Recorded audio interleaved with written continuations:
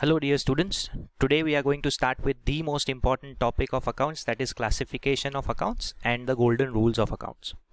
Now ये जो topic है वो accounts का सबसे important topic है because बिना इस topic को जाने आप accounts का एक भी sum solve नहीं कर पाओगे और एक भी chapter accounts का सीख नहीं पाओगे. Even in practical life आप accounting नहीं कर पाओगे if you don't know how to classify the accounts and how to and if you don't understand the golden rules of accounts. तो सबसे पहले क्लासिफिकेशन ऑफ अकाउंट्स जानते हैं. क्लासिफिकेशन ऑफ अकाउंट्स का मतलब ये होता है कि भाई बिजनेस के अंदर जितने भी ट्रांजैक्शन होते हैं उसमें से जो भी अकाउंट्स अफेक्ट होते हैं उनको तीन कैटेगरीज में बांटा जाता है, आइदर रियल, पर्सनल और नॉमिनल अकाउंट. या तो वो रियल अकाउंट में जाएगा, या तो पर्सनल अकाउंट में जाएगा, या नॉमिनल में क्लासिफाई होगा.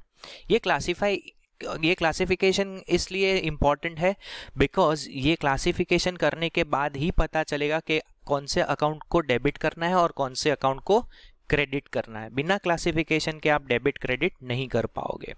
तो how to identify that whether an account is a real account, personal account और नॉमिनल अकाउंट, तो वो देखते हैं. तो रियल अकाउंट को आइडेंटिफाई करना बहुत सिंपल है. गुड्स रिलेटेड अकाउंट्स जितने भी होते हैं, गुड्स मतलब कि जो भी चीज़ आप अपने बिजनेस में बेच रहे हो उसको हम गुड्स बोलते हैं. तो any goods related account is there in your transaction, that is a real account. Example purchase account, sales account, stock etcetera. और कोई भी एसेट रिलेटेड अकाउंट होता है, बिल्डिंग, मशीनरी, व्हीकल एक्सेट्रा, ये जो भी है, जितने भी एसेट अकाउंट है वो सारे रियल अकाउंट होते हैं. लेकिन डेटर्स और रिसीवेबल्स जो होते हैं वो रियल अकाउंट नहीं होते हैं, वो पर्सनल अकाउंट होते हैं. ये दोनों एसेट है, डेटर्स और रिसीवेबल दोनों एसेट है, लेकिन दोनों को हम रियल अकाउंट नहीं मानेंगे बिकॉज वो पर्सनल अकाउंट है, because they are related to persons, that's why. तो real account again I will explain you कि गुड्स रिलेटेड अकाउंट होता है और एसेट्स जितने भी हैं except debtors and receivable real account में कैटेगराइज किए जाएंगे. फिर आता है personal account. Personal account of a person मतलब अकाउंट ऑफ अ पर्सन, अगर किसी अकाउंट में पर्सन का अकाउंट है तो वो पर्सनल अकाउंट होगा. या तो किसी इंस्टीट्यूट का अकाउंट है या किसी ऑर्गेनाइजेशन का अकाउंट है तो भी वो पर्सनल अकाउंट होता है. और पर्सनल अकाउंट में कैपिटल और ड्राइंग्स अकाउंट भी इंक्लूड किया जाता है.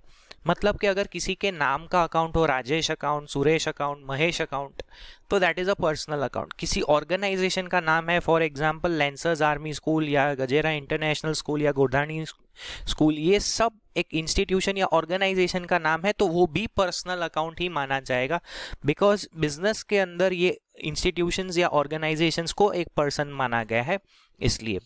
फिर सबसे सिंपल जो क्लासिफिकेशन है that is nominal account. Nominal account के अंदर कोई भी अकाउंट अगर एक्सपेंडिचर या इनकम से रिलेट करता है तो वो नॉमिनल अकाउंट हो जाएगा. For example salary expense, wages, transport expense या फिर इंटरेस्ट इनकम, कमीशन इनकम, ये सारे अकाउंट नॉमिनल कैटेगराइज होंगे. अंडरस्टूड. तो अकाउंट्स कैटेगराइज तो हो गए, बट कैटेगराइज या क्लासिफिकेशन करके करना क्या है. अब क्लासिफिकेशन हो जाए तो इसको हम गोल्डन रूल से अप्लाई करेंगे. गोल्डन रूल्स ऑफ अकाउंट्स मैं एक्सप्लेन करूंगा इसी वीडियो में. Now the golden rules of accounts, real, personal और नॉमिनल में जब आप किसी भी अकाउंट को क्लासिफाई करते हो तो अगर उसमें डेबिट करना है, क्रेडिट करना है, वो कैसे पता चलेगा, तो वो हमको पता चलेगा ये गोल्डन रूल्स ऑफ अकाउंट्स है. फॉर एग्जाम्पल अगर आपने किसी अकाउंट को रियल अकाउंट के अंदर कैटेगराइज किया है तो आपको ये देखना है whether that particular thing is coming in और गोइंग आउट. फॉर एग्जाम्पल आपने गुड्स जो रियल अकाउंट होता है या स्टॉक रियल अकाउंट होता है, अगर उसको परचेस किया है तो परचेस करते हैं तब गुड्स अपने पास आता है, मतलब इट कम्स इन, तो हम उसको डेबिट करेंगे. अंडरस्टूड. और अगर आप बेच रहे हो, it is sales and goods is going out, तो हम उसको क्रेडिट करेंगे. तो गुड्स जो था वो रियल अकाउंट होता है तो उसको ये रूल अप्लाई करेंगे. आप पर्सनल अकाउंट और नॉमिनल अकाउंट के रूल उसको एप्लीकेबल नहीं कर सकते हो. Then personal account. Personal account में ये देखना है कि अगर कोई पर्सन रिसीवर है तो उसका अकाउंट डेबिट होगा और वो गिवर है तो credit. Debit the receiver and credit the giver. तो फॉर एग्जाम्पल कि हमने सुरेश को पैसे दिए तो सुरेश का जो अकाउंट है वो डेबिट होगा because he is the receiver. Similarly जब सुरेश हमको पैसा देता है तो उसका अकाउंट क्रेडिट होगा because here he is the giver. Understood. और अगेन नॉमिनल अकाउंट जो है वो काफी सिंपल है, डेबिट ऑल एक्सपेंसेस और losses and credit all income and gains. मतलब कि अगर कोई भी खर्चा या नुकसान हो रहा है तो उसको हम डेबिट करेंगे। फॉर एग्जांपल सैलरी एक्सपेंस या लॉस ड्यू टू फायर, कोई भी ऐसा एक्सपेंस है जो एक्सपेंस है, कोई भी ऐसा अकाउंट है जो एक्सपेंस है या लॉस है, दैट विल बी डेबिटेड। और कोई भी ऐसा अकाउंट जो इनकम या गेन है, for example interest income, commission income या एनी अदर इनकम, तो that will be credited. Understood. तो ये रूल्स तो आपको पता चल गए और अभी भी आपके दिमाग में थोड़ा बहुत कंफ्यूजन होगा, तो मैं इसको सिंप्लीफाई करूंगा by help of a few examples जो मैंने क्रिएट किए, just to explain you this particular topic of classification and golden rules of accounts. लेकिन ये गोल्डन रूल्स जो है ये आपको अच्छे से याद रखना है। आप ये वीडियो में से इसको स्क्रीनशॉट कर लोगे and you will keep it with you forever, so that you can remember these golden rules as long as possible. तो अब हम देखते हैं इसका प्रैक्टिकल एप्लीकेशन। जो हमने क्लासिफिकेशन और गोल्डन रूल्स देखा उसको कैसे अप्लाई करेंगे हम रियल अकाउंटिंग के अंदर। तो एक ट्रांजैक्शन एग्जांपल लेते हैं, that is purchase goods of ₹5000। सबसे पहले ये कैश ट्रांजैक्शन है। वो कैसे पता चला? बिकॉज ये ट्रांजैक्शन में किसी भी इंसान का या ऑर्गेनाइजेशन या इंस्टीट्यूशन का नाम नहीं दिया है। जब भी किसी ट्रांजैक्शन में किसी का नाम ना दिया हो तो वो कैश ट्रांजैक्शन है, मतलब कि उधारी में परचेज नहीं किया है, हमने पैसे ऑन द स्पॉट पे कर दिए, वो एक अजम्पशन अपने आप बन जाता है ना। मैंने इसको एक टैबुलर फॉर्मेट में समझा है। ट्रस्ट मी, इसमें जो अकाउंटिंग ऐसे नहीं होता है, ये सिर्फ एक एक्सप्लेनेशन है। एंट्रीज ऐसे पास नहीं होती है, बट अकाउंटिंग इफेक्ट क्या होगा वो मैं बताता हूँ ना। परचेज किया तो एक परचेज अकाउंट आएगा। परचेज अकाउंट मतलब गुड्स रिलेटेड अकाउंट, तो वो एक रियल अकाउंट होता है। तो एक परचेज अकाउंट को हमने रियल टाइप में कैटेगराइज किया। फिर दूसरा अकाउंट जो है, मैंने बोला कि ये कैश ट्रांजैक्शन है, तो कैश अकाउंट आएगा और वो भी रियल अकाउंट है because cash is an asset for you. कोई भी ट्रांजैक्शन में से मिनिमम 2 अकाउंट तो निकलेंगे ही, बिकॉज हमको एक अकाउंट को डेबिट करना होता है और दूसरे को क्रेडिट। डेबिट और क्रेडिट इफेक्ट दोनों देने के लिए आपको मिनिमम 2 अकाउंट्स तो चाहिए ही। उससे ज़्यादा आ सकते हैं बट उससे कम नहीं। तो ये दोनों अकाउंट रियल है। और परचेज किया तो गुड्स कम्स इन ऑब्वियसली, तो इसीलिए हमने इसको डेबिट इफेक्ट दिया, तो goods comes in, that is the reason. और 5000 रुपए हम अकाउंट्स में डेबिट करेंगे। एंड कैश गोज आउट, इसीलिए उसको हमने क्रेडिट किया। जब भी हम गुड्स खरीदते हैं तो पैसा जाता है अपने पास से, हम पेमेंट करते हैं, hence it has been credited, इसीलिए ये अमाउंट 5000 का क्रेडिट हुआ है।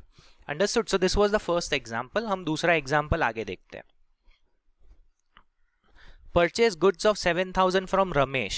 अब इसके अंदर हमारे पास नाम भी है ट्रांजैक्शन के अंदर और पेमेंट का कोई इन्फॉर्मेशन नहीं दिया है, तो हम यहाँ पे हम अज्यूम करेंगे कि एक क्रेडिट ट्रांजैक्शन है, मतलब कि हमने परचेज किया है goods from Ramesh on credit, उधारी में परचेज किया है इसको।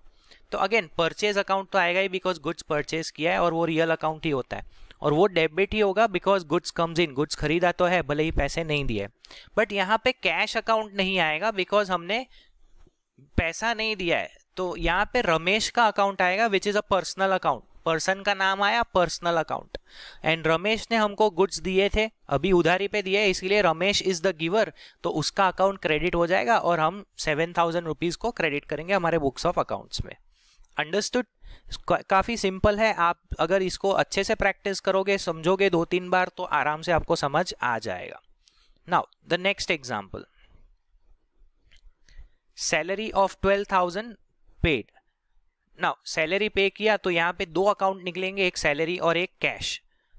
सैलरी एक नॉमिनल अकाउंट है because it is an expense again, तो सैलरी एक खर्चा भी है इसीलिए उसको डेबिट किया, तो रीजन में यहाँ आएगा salary is an expense debit, और 12,000 रुपीज डेबिट हो जाएंगे। सैलरी हम जब किसी को पे करते हैं तो पैसा अपने पास से जाता है, तो cash here is the real account, इसीलिए उसको हमने क्रेडिट किया, एंड कैश गोज आउट, इसीलिए 12,000 रुपीज क्रेडिट होगा।